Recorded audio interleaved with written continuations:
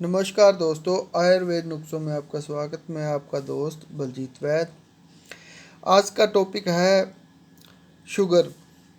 Sugar के कारण शरीर में जितने भी विकार आ जाते हैं उन सब के लिए एक ही नुस्खा है और इस नुस्खों के खाने से सारी ही बीमारियां ठीक हो जाती हैं। पुरुषों में नामर्दी का आना भी शुगर के कारण बहुत बड़ा एक कारण है। इसी कारण शुगर के कारण बहुत सारी दवाइयाँ खाने के बावजूद भी वो ठीक नहीं हो पाते, उनकी स्टैंडिंग और टाइमिंग और नहीं बढ़ पाती। शुगर के कारण जोड़ों में दर्द, शरीर में दर्द, मोटापा बढ़ता है, मुंह का स्वाद बिगड़ा रहता है, पेट के अल्सर खराब हो जाते हैं, नींद आती है, दिल कमज़ोर हो जाता है, घबराहट होती है, बेचैनी रहती है, बहुत सारे कारण हो जाते हैं।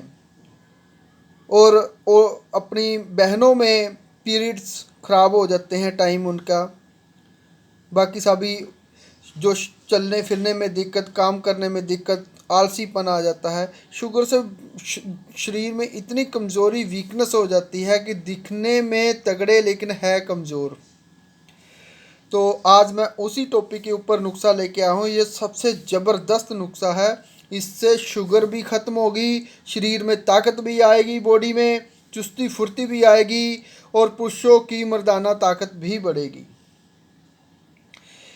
नुस्खे में योग बहुत तरीक़ेकार का दिया गया है और इसको बड़ा सावधानी से और ध्यान से बनाना पड़ता है। और तरीका थोड़ा बनाना मुश्किल है, लेकिन मेहनत से जो डरता है वो इस नुस्खे को मत बनाए, क्योंकि इसमें सब्र, संतोष और मेहनत लगेगी।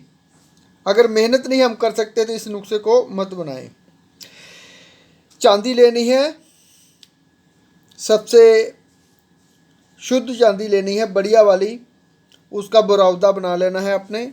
ये चांदी आपको 10 ग्राम लेनी है। रस कपूर लेना है 10 ग्राम।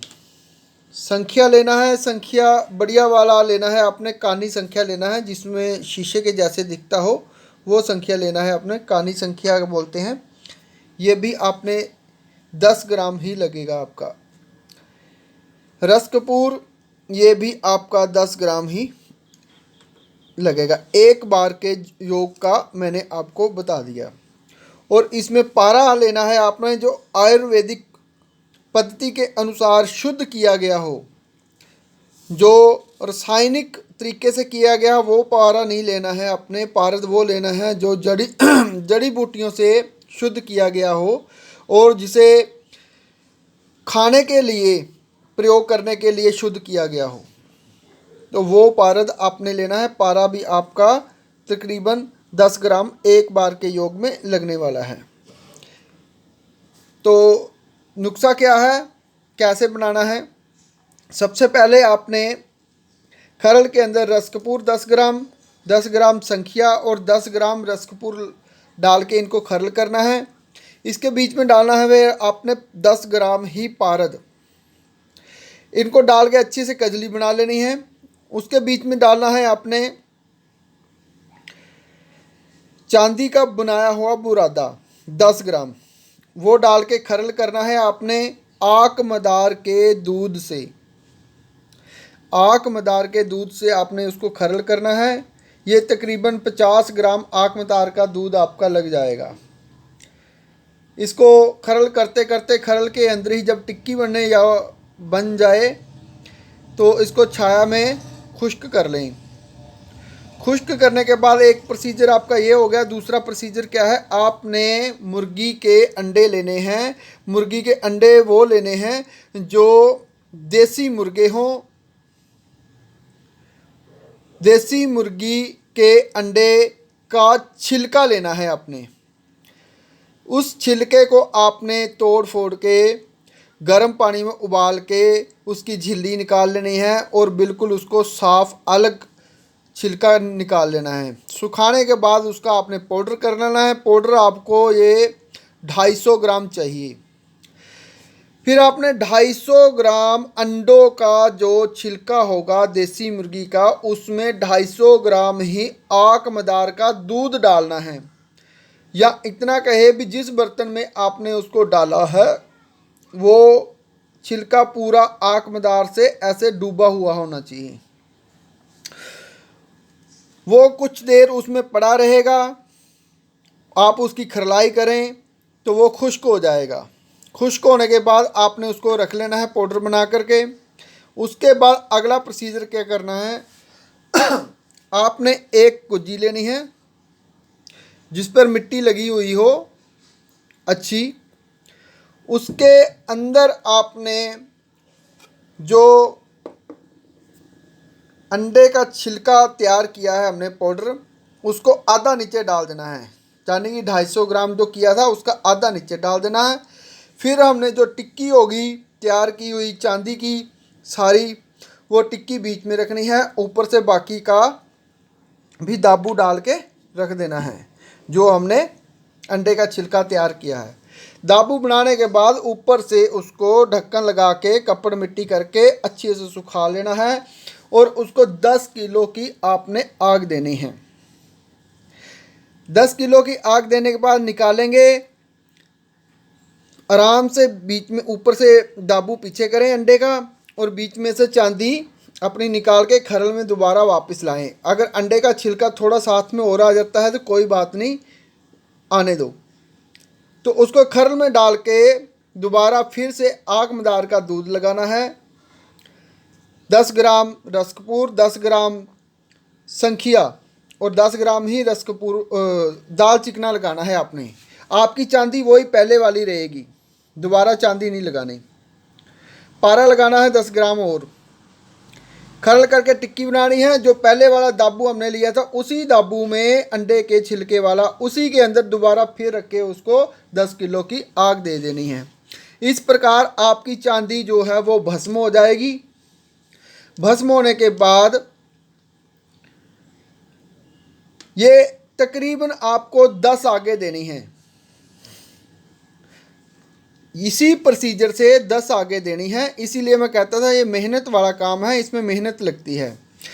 100 ग्राम तकरीबन आपका पारा लगेगा, संख्या भी 100 ग्राम लग जाएगा, चांदी आपकी 10 ग्राम ही रहेगी।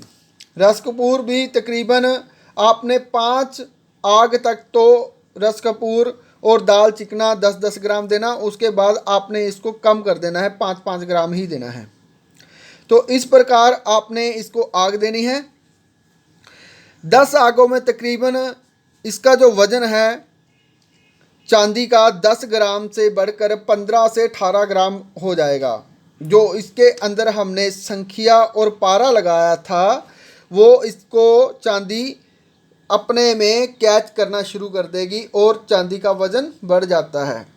उसका जोर जो होता है वो चांदी के अंदर आ जाता है और जो फालतू का ये अपना रस कपूर संखिया दाल चिकना है वो आग में देते ही उड़ जाता है। जब इसका वज़न 15 से 18 ग्राम चांदी का हो जाए 10 आग तक, तो आपने उसको निकाल के जो अंडे का छिलका है हमारा दाबू वाला वो और ये सारा ही मिक्स करके उसको खरल कर लेना है। अब ये अपनी दवाई हो गई तैयार। इस अंडे के छिलके वाला और ये चांदी भस्म जो बीच में लगेगी पारद संख्या वाली, आपने उसकी कैप्सूल भरने हैं 250 mg वाले। एक कैप्सूल दूध के साथ रात को खाने के बाद आपने खाना है और शुगर आपकी 2 या 3 दिन में ही आपकी बिल्कुल ठीक होनी शुरू हो जाएगी। 3 कैप्सूलों में ही आपको पता चल जाएगा कि मैंने जो दवाई खाई है उसका क्या रिज़ल्ट है। 3 कैप्सूलों में आप कहेंगे कि मुझे जो शरीर में दर्द थी, जोड़ों के दर्द थे, कमज़ोरी थी, पट्ठों की कमज़ोरी थी, जो मांसपेशियां ढीली पड़ गई थी, चलते चलते थक जाते थे, घबराहट होती थी, बेचैनी होती थी, मुंह का जायका ख़राब रहता था, पेट के अल्सर ख़राब रहते थे, मोटापा जो फालतू में स्वेलिंग आई हुई थी वो सब ठीक होनी शुरू हो गई है। और जो आपकी सेक्स पावर कम हो गई थी, टाइमिंग कम हो गया था, उसमें भी वृद्धि होनी शुरू हो जाएगी। ये दवाई बनती ज़्यादा है लेकिन लगती कम है। कुछ साथ में इसके मैं और भी परहेज बताता हूँ।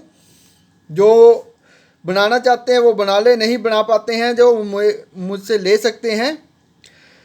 तो एक तो मैं उनका चेक करता हूँ उनका मिजाज क्या है, फिर उसके मुताबिक उनको क्या खाना चाहिए, क्या नहीं खाना चाहिए, कौन सी मसाले खाने हैं, कौन सी सब्जियां खानी हैं, कौन सी ड्राई फ्रूट खाने हैं और कौन से छोड़ने हैं, ये सब मैं उनको बताता हूँ।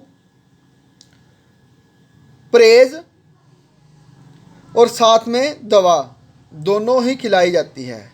एक उनका मिजाज देखा जाता भी, उनमें वात पित्त कफ कौन सा है, ये सब कुछ डिटेल देख के फिर मैं उनको दवाई देता हूँ और 100% रिजल्ट मिलता है।